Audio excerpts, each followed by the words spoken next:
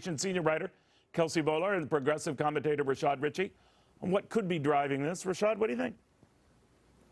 Well, I think Texans are smart. Please keep in mind, Neil, that according to projections, 117,000 Texans will actually lose jobs in the short-term projection of these potential tariffs. 400,000 will lose jobs over the long term. And remember, in a matchup head-to-head, Texas is a big deal for Democrats. You can literally lose Michigan, Wisconsin, and Pennsylvania as a Democrat. But if you win Texas, you become president of the United States. To me, the electoral matchup here is more damaging to the president than the numerical popular vote ratio. All right, I tend, like you, to be a little suspicious of polls this early, or certainly polls that are so out of whack, what would seem to be the case. But having said that, what do you think, Kelsey? I think it is premature to draw any dramatic conclusions from these polls. And look, Joe Biden is running on his name ID right now.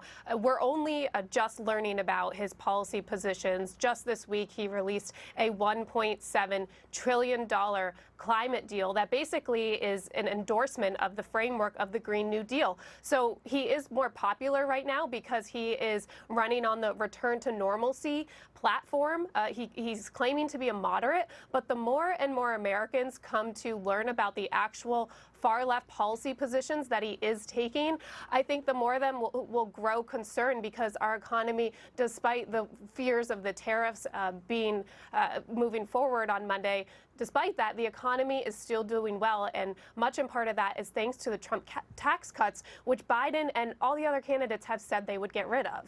Well, you know, Rashad, the one thing I look at is I know, you weren't a fan of the tax cuts, are not.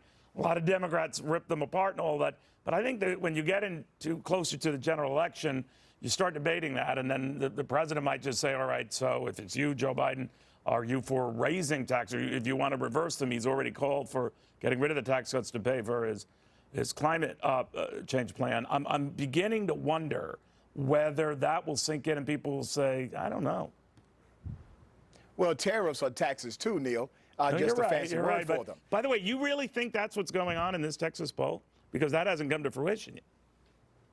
Yeah, I think so. I think Texans are looking at this as a cause and effect dynamic, because if you look at recent polling data, Biden was nowhere near the numbers he's at now. He's double digits ahead of the president. That is a direct correlation to the new potential tariff that will be implemented in the next few days. And I think it's problematic for the president. And also, well, by the way, now, conversely, then, if he gets a victory against the Chinese and/or Mexicans and secures trade deals that are to his liking, well, bets are off, right?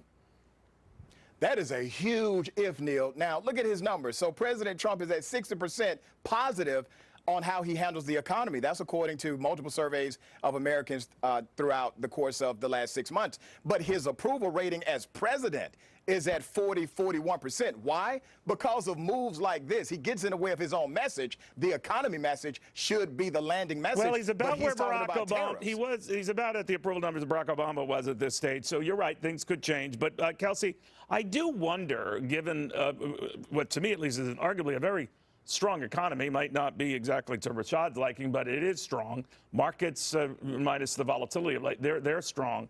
The record low unemployment rates for every key demographic, including a lot of key Democratic Party demographics, are all in the president's favor. And yet he's having the battle of his life. What is that? Why is that? Well, I think Democrats are getting a lot of attention right now, but again, Americans don't fully know where they stand on a lot of policy positions, and the more we come to learn what those are, the more far left they are. And we have to also have a conversation about the reason why we're even talking about tariffs. That is because Democrats refuse to do anything to solve the border crisis. We just found out in May, 144,000 people, many of them families and children, cross the border, again, at record numbers. To put that in perspective, the average town in America is only 20,000 people. And so when we have this crisis happening at the border, and we have the Democrats who are refusing to talk about it, that's of course going to become problematic as soon as they are finally pressed on that issue from the media, which unfortunately is failing in doing its job on that front thus far. Well, the president doesn't help, right, with the crazy tweets and all that, right? He's got to do something, okay. And he's doing everything in his power and some would argue too much. I'm not in favor of tariffs because, yes, they are taxes on the American people.